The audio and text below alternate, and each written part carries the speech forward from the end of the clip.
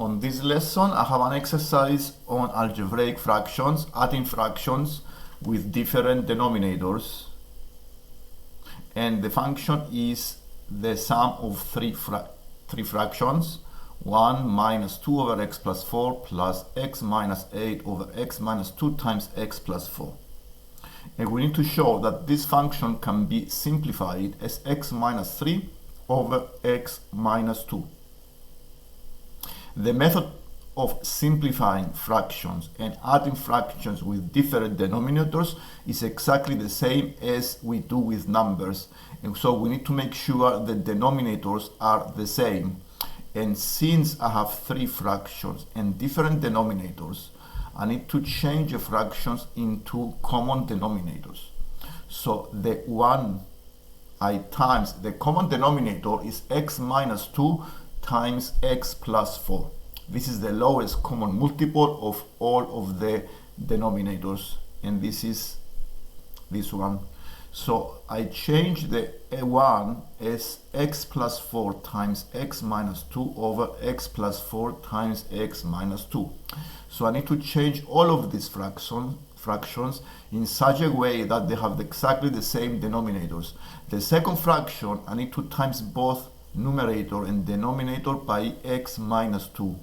So the second fraction is minus 2x minus 2 over x minus 2 times x plus 4. I cannot change the last fraction because it already has exactly the same denominator. And now since all of them have the same denominators, I combine them into one fraction. And after multiplying the brackets, I multiply the brackets and I come into the x squared plus x minus 12 over x plus 4 times x minus 2. And I can still factorize the quadratic numerator as x plus 4 times x minus 3. The 4 and negative 3 give you a plus 1, and 4 times negative 3 give you the negative 12. I can still simplify the fraction by cancelling common factors, and my final answer is x minus 3 over x minus 2. The part B of this exercise gives you a fraction g, which is a fraction, is a rational fraction, and they ask you to find the g dash, the derivative.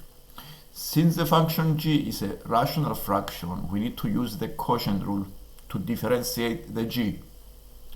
And to differentiate the g, we need to remember the rule. The rule is this one.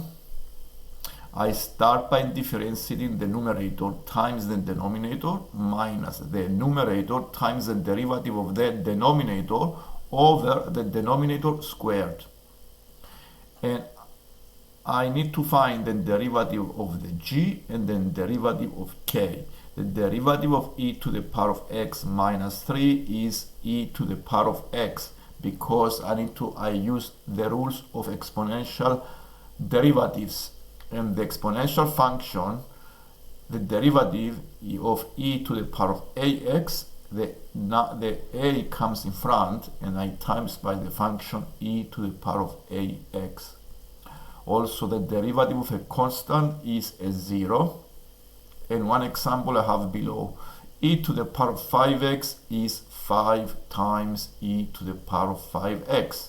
In this way, I can differentiate both of the functions g and k. The derivative of k is just e to the power of x. And having in mind all of these derivatives, we go and apply the quotient rule in this page. And the f dash, the whole of the function, is derivative of g, which is e to the power of x, times the function k, e to the power of x minus 2, subtracting the function g, which is e to the power of x minus 3, times the derivative of the function k, which is e to the power of x, over the k function squared. So e to the power of x minus 2 squared. To simplify this fraction, if you notice on the numerator, I have common factors. I can factorize. For example, you may factorize or you may times the brackets. In this case, I factorize. I kept the e to the power of x out of the brackets. In the bracket, I put the two brackets, e to the power of x minus 2 minus e to the power of x plus 3. You see the e to the power of x cancel out, and what is left is e to the power of x over the function k squared. And this is the final answer. And for the part C, they ask you to solve the equation g dash is equal to 1. So all I need to do is to get the derivative of g and make it equal to 1. The function g is, yes, the g is the one that we have here, so it's, yes, e to the power of x minus 3, so it's e to the power of x. So you solve the equation and then you find the value of x equals to 1.